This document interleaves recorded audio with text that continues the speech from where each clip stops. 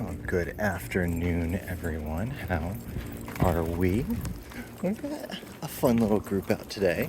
We got a big group out today. We've got, who we got? We got Mulligan over there. We got Wes, we got Louie, we got Rex. We've got Zoe, our Cambridge interloper, who's boarding with me today, or for the next couple of days. We've got Juno, and of course we've got Woodford and Frank bopping around down here.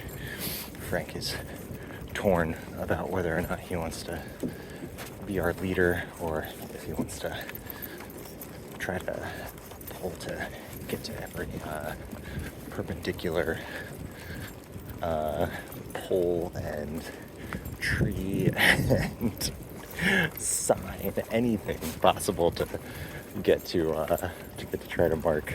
It cracks me up. But he's up against a formidable opponent. I have wrestled with the worst of them, and if I don't want somebody marking, they are not going to mark. So that's what we got going on right now. I hope you guys are enjoying your afternoons. Despite the cool nature of the day, it has turned into a glorious one. Hopefully those far off clouds stay back and we can continue having a beautiful sunny day. We'll see. What are you guys all doing?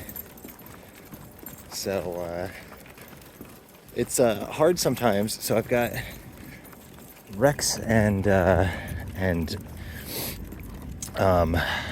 Zoe left over from my front group, my morning group, and I think I mentioned a couple of weeks ago, sometimes it's hard coming up with two things to say because I get so caught up with what I've already said, and I'm like, maybe I'll just repeat myself. But now I gotta come up with something absolutely brand new to not bore anybody, but I kind of don't want to. I've been so you guys who have heard this already can sign off knowing that everybody's having a fun walk. But I finished Lincoln. I know you all are anxious for my book reviews.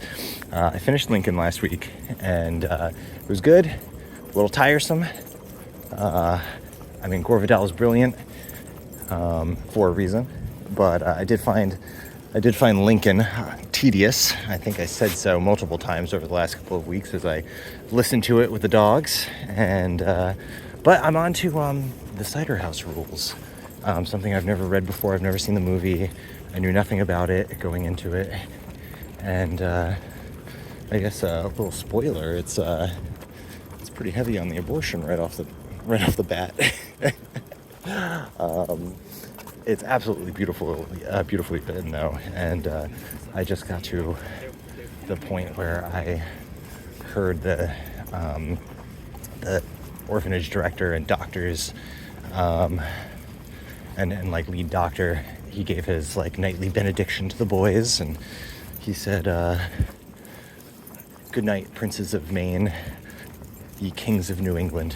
And I have a friend who says that to me somewhat frequently, and I didn't realize it came from this book.